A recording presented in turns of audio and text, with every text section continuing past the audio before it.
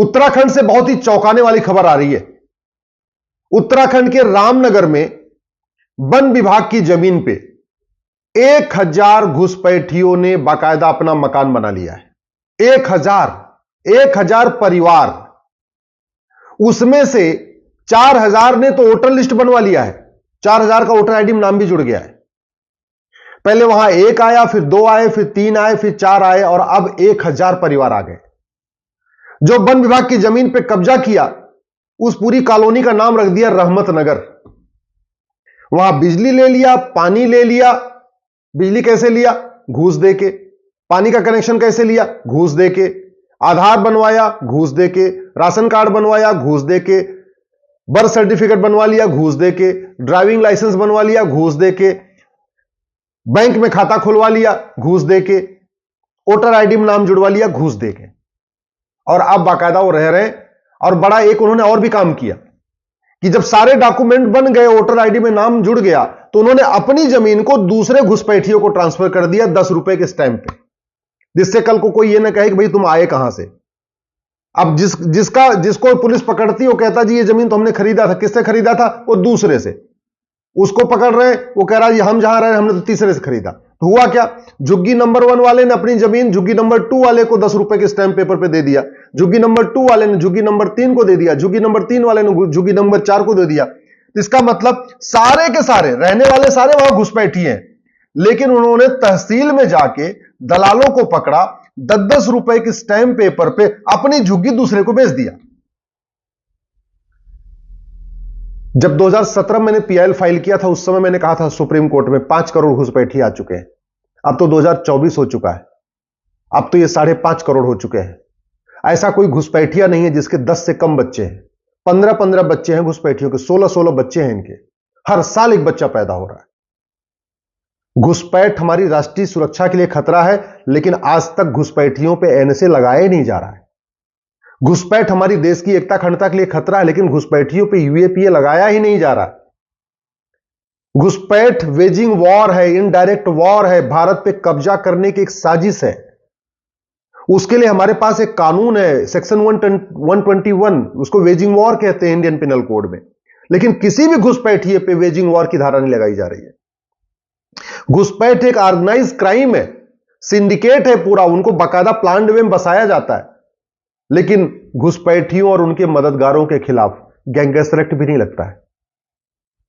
ये जो घुसपैठ की जा रही है, ये भारत को बर्बाद करने के लिए की जा रही है, लेकिन घुसपैठियों पे देशद्रोह की धारा नहीं लग रही है। जब तक घुसपैठियों और उनके मददगारों की 100% प्रॉपर्टी जब्त करने, घुसपैठियों और उनके मददगारों की नागरिकता खत्म करने, घुसपैठियों और उनके मददगारों की आजीवन कारावास देने के लिए कानून नहीं बनेगा, तब तक घुसपैठ नहीं रुकेगी। घुसपैठिए बॉर्डर पे 2000 रुपए देकर आ रहे हैं, 2000 रुपए में राशन कार्ड बनवा रहे हैं, 2000 रुपए में बर्थ सर्टिफिकेट बनवा रहे हैं, 2-3 हजार रुपए में ड्राइविंग लाइसेंस बनवा लेते हैं, 2-3 हजार रुपए देकर वोटर आईडी में नाम जुड़वा लेते हैं, बैंक में खाता खोल लेते हैं और केंद्र सरकार की सारी योजनाओं का लाभ लेते हैं और राज्य सरकार की सारी योजनाओं का लाभ ले रहे हैं। भ्रष्टाचार हमारे लिए कितना बड़ा खतरा, इसका भी एग्जांपल आप खुद देख लीजिए। जितने घुसपैठी आए हैं, ये सब भ्रष्टाचार की पैदाइश है। ये 2-2 हजार रुपए में जो लेखपाल, पटवारी और बाबू और दलाल उनके सारे डॉक्यूमेंट बना रहे हैं, इससे बड़ा देशद्रोह क्या हो सकता है? लेकिन उनको खौफ इसलिए नहीं है, आज तक किसी भ्रष्टाचारी की, किसी घूसखोर की, किसी कमीशनखोर की, किसी दलाल की न प्रॉपर्टी जब्त हुई, न नागरिकता खत्म हुई, न जीवन कारावास, फांसी हुआ। और वो क्यों नहीं हुआ? हमारे पास कानून नहीं। हमारे पास तो अवैध निर्माण के खिलाफ भी कठोर कानून नहीं है। अरे वन विभाग की जमीन पे लगातार मकान बनते जा रहे हैं। क्यों? क्योंकि वन विभाग की जमीन पे जो मकान बनता है कुछ होता ही नहीं है। बॉम्बे में तो जो एयरपोर्ट है उसके नीचे झुग्गियां बस गई हैं। पूरी बॉम्बे एयरपोर्ट के चारों तरफ झुग्गी बस गई है और कुछ नहीं हो रहा है। क्यों? क्योंकि कानून नहीं है। मैं फिर से कह रहा हूं, अवैध निर्माण करने वालों की 100% प्रॉपर्टी जब्त करने, अवैध निर्माण करने वालों की नागरिकता खत्म करने, अवैध निर्माण करने वालों को आजीवन कारावास देने के लिए जब तक कानून नहीं बनेगा, तब तक सड़क के किनारे भी अवैध निर्माण होगा, एयरपोर्ट के किनारे भी अवैध निर्माण होगा, वन विभाग की जमीन पे भी निर्माण होगा, गोचर जमीन पे भी निर्माण होगा, बंजर जमीन पे भी निर्माण होगा, पार्क पे भी अवैध निर्माण होगा, बस अड्डे के किनारे भी निर्माण होगा, रेलवे स्टेशन के किनारे भी अवैध निर्माण होगा। कानून इसको रोक पाएगा? ये तू मैं करने से, आरोप प्रत्यारोप करने से, नूरा कुश्ती करने से, कविता पाठ करने से, सोशल मीडिया में वीडियो शेयर करने से न घुसपैठ रुकेगी, न तो ये अवैध निर्माण रुकेगा। केवल प्रॉब्लम की चर्चा करने से डेमोग्राफी में जो बदल रही उसमें कोई परिवर्तन नहीं आएगा। परिवर्तन तब आएगा जब दंड व्यवस्था ऐसी हो कि भारत में घुसपैठ करने के पहले आदमी का दिमाग कांप जाए। घुसपैठ तब रुकेगी जब घुसपैठियों की मदद करने से पहले आदमी 100 बार सोचे कि अगर हमने घुसपैठिए का आधार बना दिया, राशन कार्ड बना दिया, हमें आजीवन कारावास हो जाएगा, फांसी हो जाएगी, हमारी 100% प्रॉपर्टी जब्त हो जाएगी। अगर हमें घुसपैठ रोकना है, अवैध निर्माण रोकना है, भारत की जो डेमोग्राफी बदल रही इसको बचाना है, हमें तत्काल 1 नेशन 1 पुलिस कोड लागू करना पड़ेगा। पुलिस चार्टर लागू करना पड़ेगा कि 1 घंटे के अंदर एफआईआर करना ही पड़ेगा और 1 महीने के अंदर जांच पूरी करनी ही पड़ेगी। 1 महीने के अंदर जांच तब पूरी होगी जब नार्को पॉलीग्राफ ब्रेन मैपिंग कानून बनेगा।